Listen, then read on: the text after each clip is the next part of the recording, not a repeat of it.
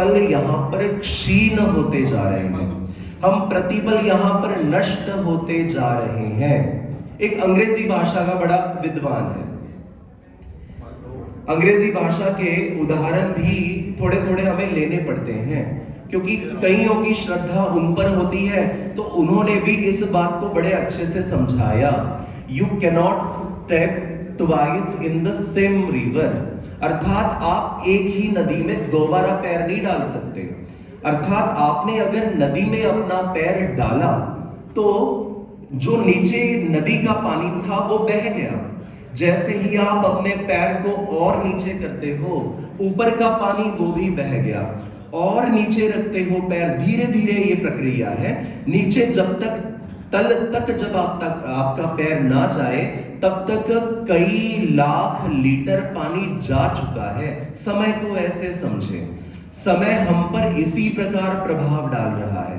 इसलिए एक समय में अगर मैं कहूं कि आप जो हो इस वक्त आप मुझे जो देख रहे हो, ये समय रुका हुआ है, रुका हुआ नहीं है। वो पिछला क्षण था जो मैंने ये बात आपको कही, वो क्षण जा चुका है। ऐसे हर प्रतिपल अंतवंत इमे देहा, अर्थात ये देह है, ये प्रतिपल नष्ट होने वाली है। पहले ही पद में महाराज ने अर्जुन देव जी को बहुत बड़ा रहस्य समझा दिया। जिस देह को लेकर तुम रो रहे हो, जिस देह को लेकर तुम बड़े चिंतित हो रहे हो, ये मेरे भीष्म पितामह हैं, ये मेरे गुरु द्रोण हैं जिन्होंने मुझे नीति की शिक्षा दी, ये ऐसे कृपाचार्य हैं, इनको मैं कैसे मारूं? महाराज कहते हैं कैसे मारूं? ये भला क्या प्रश्न हुआ? अरे भाई, ये जो सारे तुमने नाम लिए, ये मुझे बताओ, ये शरीर के नाम है या आत्मा के? कहते ये तो आत्मा के नाम तो हो ही नहीं सकते, आत्मा का नाम ही आत्मा है, ये शरीर का नाम है। हम किसी को भी उसके शरीर को उसके नाम से पहचानते हैं। तो कहते हैं जब आत्मा मरती ही नहीं तो मरण धर्मा तो शरीर है, तो फिर तुम क्यों चिंतित हो रहे हो? इस प्रकार पहले ही पद में महाराज ने अर्जुन देव जी को बहुत गूढ़ बातें समझा दी। अंतवंतः इमे देहा, अर्थात ये देह जो है ये नष्ट होने वाली है। तो इस देह का पालन पोषण कब तक किया जाए? बड़ा प्रश्न है, कब तक किया जाए?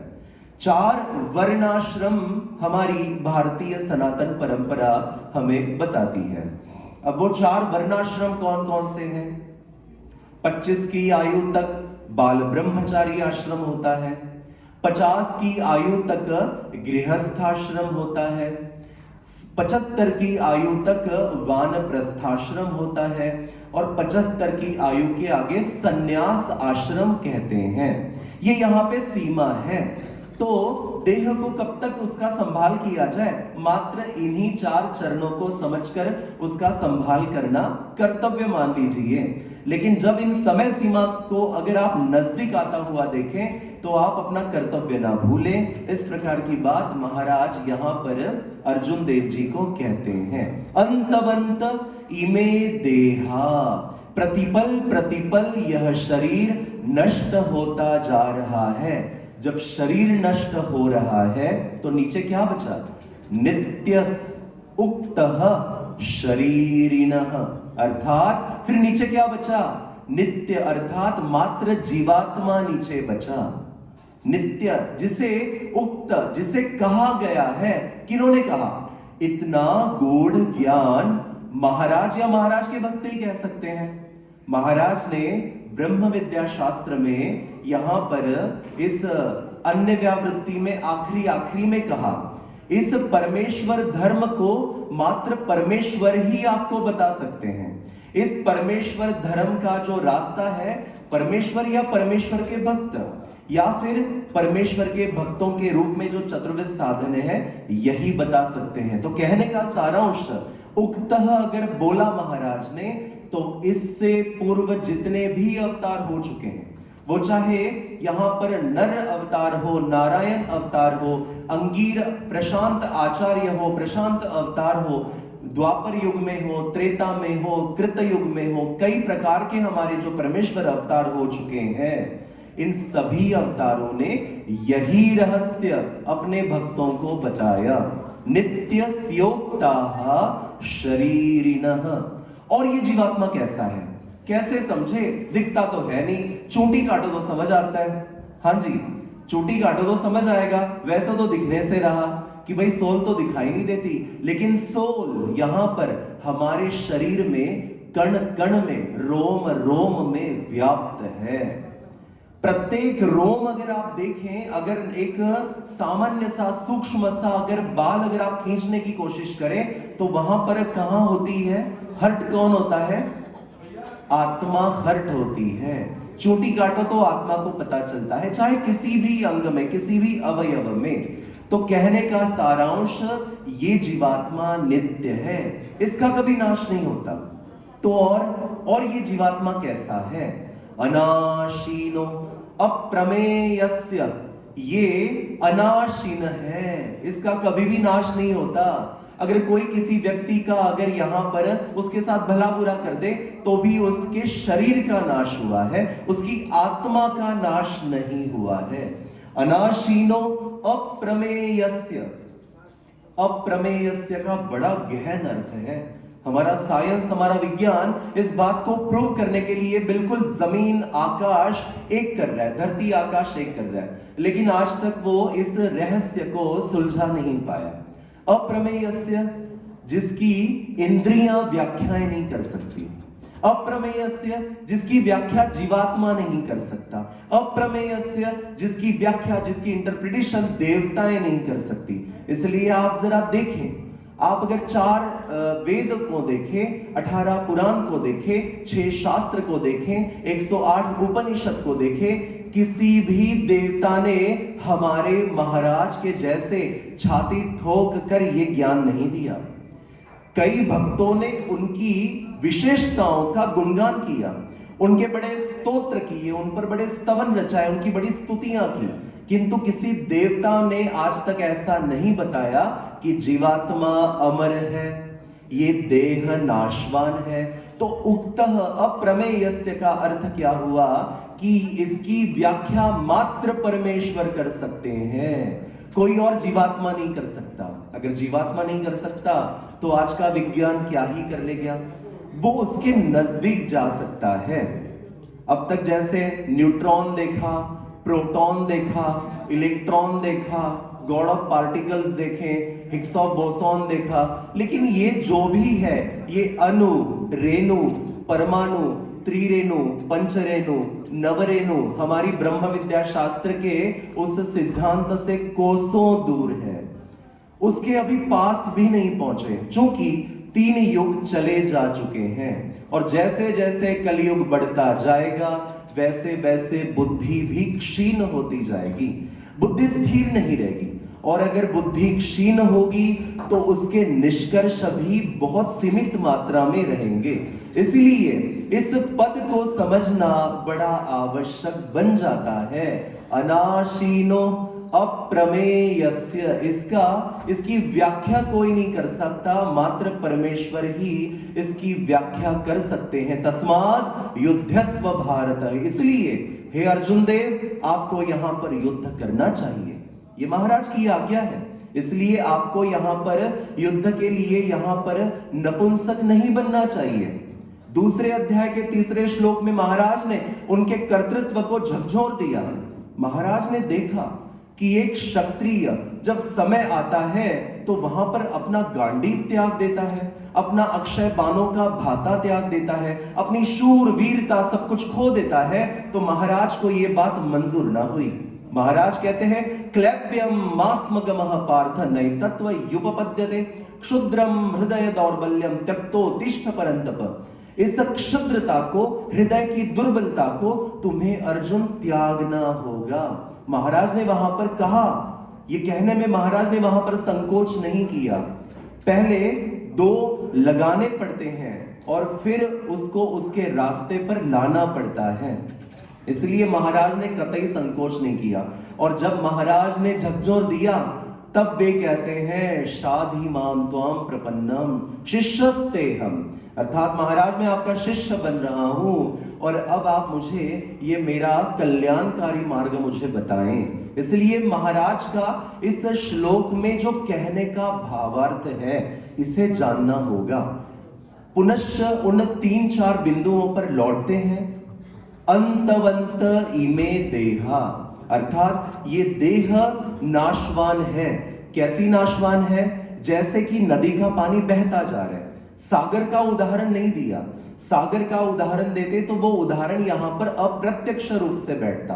सागर का पानी एक जगह समाविष्ट होता है, स्थिर होता है, वो कहीं नहीं जाता। चूंकि सागर सप्त सागरों में विभाजित है तो सप्त सागर एक दूसरे से जुड़े हुए हैं, तो इसलिए वो पानी स्थिर है। जो निरंतर बहता है वो है नदी। इसलिए यहां पर नदी का उदाहरण देकर हमें समझना होगा कि कैसे नदी का पानी प्रतिपल प्रतिक्षण चलता जा रहा है, बहता जा रहा है।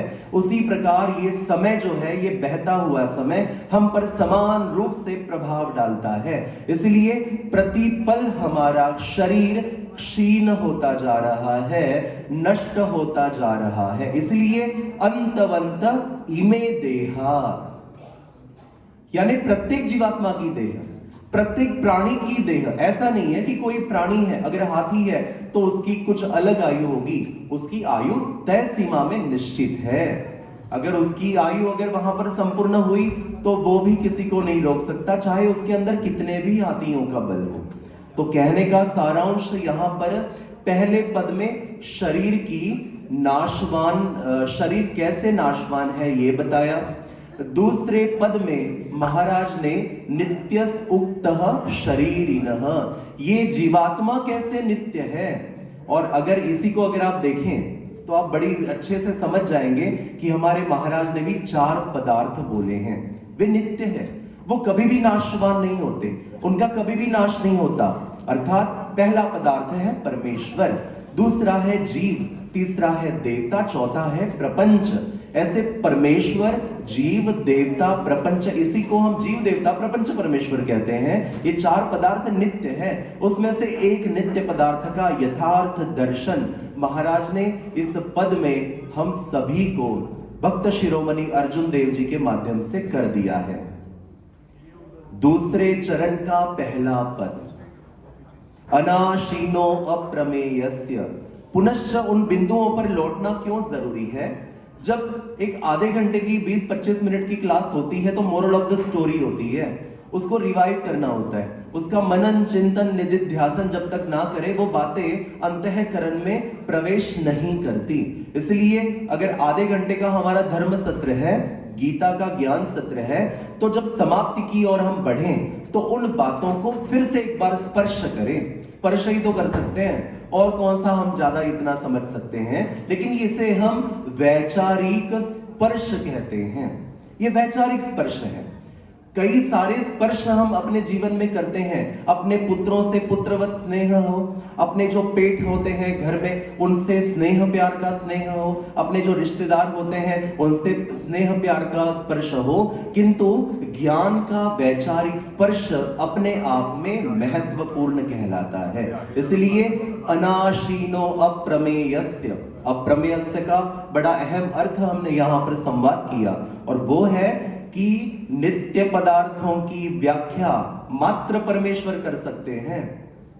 कोई ऐरा गहरा आ गया जी, बाबा आ गए, हाँ जी, अन्य जैसे अन्य धर्मी होते हैं, और आपने उनको पूछ लिया, वो तो कहेंगे कि सर्वम खलविदम ब्रह्म अहम ब्रह्मास्मि तत्वमसि, यही कहेंगे जी। और आप उस संस्कृत परिभाषा में हमारे महाराज ने कहा हुआ है यामिमाम पुष्पिताम वाचम। ये जो अन्य जो शास्त्रों की जो भाषा है ना, बड़ी लुभावनी होती है, बड़ी आकर्षक होती है, और उस आकर्षकता में हम बड़े वहां पर मशगूल हो जाते हैं। हमें लगता है बाबे जो कह रहे हैं वो सही कह रहे हैं। नहीं, बाबा कभी सही नहीं होता, यहां पर शास्त्र सही होता है, और जय कृष्णी पंथ का अनुसरला संत साधक उस इंटरप्रिटेशन को आप तक पहुंचाता है। इसलिए अप्रमेयस्य का अर्थ हुआ कि नित्य पदार्थों की व्याख्या मात्र परमेश्वर कर सकते हैं और कोई नहीं कर सकता। अगर हमें भी अगर अहंकार आ जाए, मान लीजिए मैं जीवात्मा हूं, मुझ में भी आपके जैसे 81 कोटि 1.25 लाख 10 देवताएं मेरे अंदर भी वास करी हुई है, स्वरूप, चाहे स्वरूप माध्यम से हो, किंतु मैं भी जीवात्मा हूं। अगर मुझ में अहंकार आ गया तो मेरा ज्ञान कभी आपके अंतःकरण तक नहीं पहुंचेगा। इसके लिए मुझे वहां पर निष्काम भाव रखकर आप तक ये ज्ञान पहुंचाना होगा। अगर ऐसा हुआ तो फिर महाराज ने जैसे चौथे अध्याय में बोला, सकाले नेह महता योगो नष्टः परंतप, कि जैसा जैसा समय बीतता जाएगा अहंकार आएगा, वहां पर लोभ आएगा, हाँ जी आप मेरा मान सम्मान करें, मेरा पूजा पुरस्कार करें, इस भावना से अगर मैं दूं तो जो ज्ञान मुझे देना था वो वहां पर योग रूप से नष्ट होता जाएगा। इसलिए दोबारा बारंबार महाराज को अवतार धारण करना होता है। इसलिए अप्रमेयस्य इस शिक्षा को आज आप इस धर्म सत्र से ले जाना और इसकी व्याख्या मात्र परमेश्वर कर सकते हैं। हमारा जो भी ब्रह्म विद्या शास्त्र है, महाराज ने जिस गीता शास्त्र में इस विद्या को अध्यात्म विद्या विद्यानाम कहा, कि सभी विद्याओं में ये जो गीता शास्त्र है इसे अध्यात्म विद्या कहा, अर्थात ब्रह्म विद्या कहा। इस ब्रह्म विद्या में ये जो है इसकी व्याख्या कोई भी हमारा संत नहीं कर पाया। महाराज ने जैसा बताया वैसा आचार्य जी ने आगे बताया और वैसी ज्ञान परंपरा आप तक हम पहुंचाने का ये कार्य करते आ रहे हैं। इसलिए अनाशीनो प्रमेयस्य तस्मात् युद्धस्व भारतः, इसलिए युद्ध करने के लिए तुम खड़े हो जाओ। ये युद्ध करना जो था ये मात्र अर्जुन के लिए था। नहीं तो अब ना उठे, हाँ जी कड़छियां ले ली, बेलन ले गए और बस युद्ध शुरू हो गया घरों में, ऐसा युद्ध यहाँ पर अपेक्षित नहीं है। तो यहां पर युद्ध कौन सा है, एक बार का प्रसंग है। प्रसंग ऐसे था कि शायद केशीराज व्यास और कई सारे साधक सोए हुए थे। भाई दोपहर कोई भाग्यवान भक्त था, अच्छे अच्छे पदार्थ खिला देते हैं तो नींद आती है, पदार्थ जैसे ही भीतर चले जाते हैं तो नींद आती है। नींद आई तो वो बेचारे सोते रह गए। 3 बज गए, 4 बज गए, 5 बजने को आए। महादायिसा का काम था कि संपूर्ण मठ में चक्कर लगाना। अगर कोई अपनी विधि से अगर दूर हो उसको विधि पर पुनः लौटाना, यह महादायिसा का कर्तव्य था। महादायिसा कहती है 6 यहां पर बंदों को एक अगर दुश्मन हो, एक शत्रु हो तो उसकी रातों की नींद हराम हो जाती है। आपके 6 शत्रु है आपके भीतर और आप ऐसे कैसे सो सकते हो। महादायिसा ने बड़ा शिक्षापन किया केशीराज व्यास कविश्वर व्यास जी को, तब जाकर वे झट से वहां पर जागे और अपनी विधि के लिए वहां पर चले गए। अब ये 6 शत्रु कौन से हैं? 6 शत्रु है काम, क्रोध, लोभ, मोह, मद, मत्सर। ये 6 शत्रु है। द्वापर युग में औरों से लड़ने की आवश्यकता थी, कलयुग में स्वयं से लड़ना यहां पर प्रासंगिक बन जाता है। इसलिए यहां पर तस्मात् युद्धस्व भारतः, अर्थात तीर कमान लेकर शस्त्र चलाना युद्ध नहीं करना है हमें, क्योंकि हम कलयुग के साधक हैं। अगर द्वापर युग के साधक होते तो जो हमारे लिए आवश्यक है वो महाराज निश्चित बताते। हम कलयुग के साधक हैं। कलयुग के साधकों को यहां पर अपने 6 शत्रुओं से लड़ना होगा। इसलिए तस्मात् युद्धस्व भारतः। तो इस प्रकार इस संपूर्ण श्लोक को हमने यहां पर संवाद रूप में सुना। इसमें से जो भी अन्यथा हो आप यहीं आप डाल देना, जो यथार्थ हो वो आप ले जाएं, चाहे वो 0.001% क्यों ना हो, लेकिन उसको आप यहां से ले जाएं ताकि मुझे अन्य कथन का दोष ना लगे। अंत में श्री दत्तात्रेय महाराज का जय जयकार करते हुए अपने इस गीता सत्र को मैं यहीं विराम देता हूं। भगवान श्री दत्तात्रेय महाराज की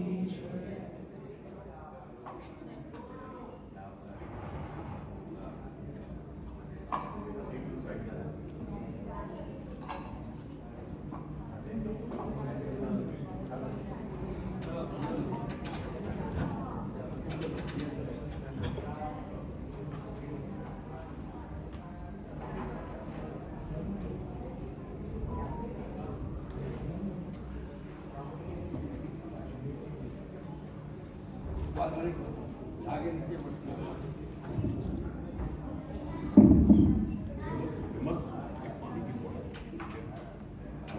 पानी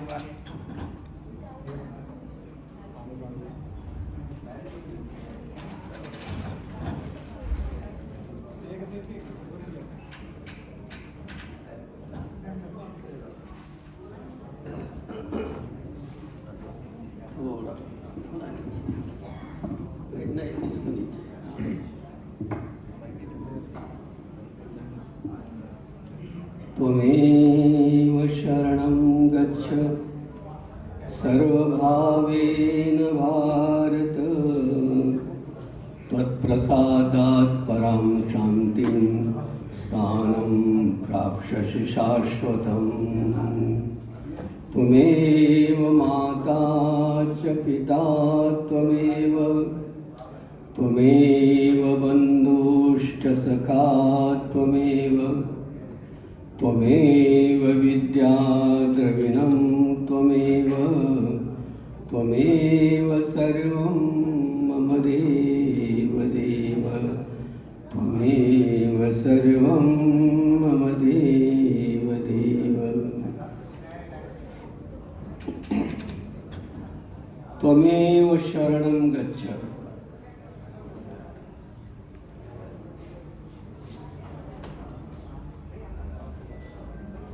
महाराज यहाँ पर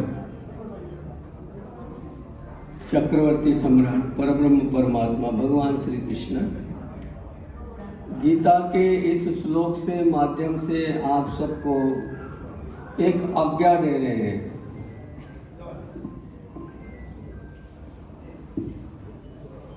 ये आज्ञार्थक सूत्र है।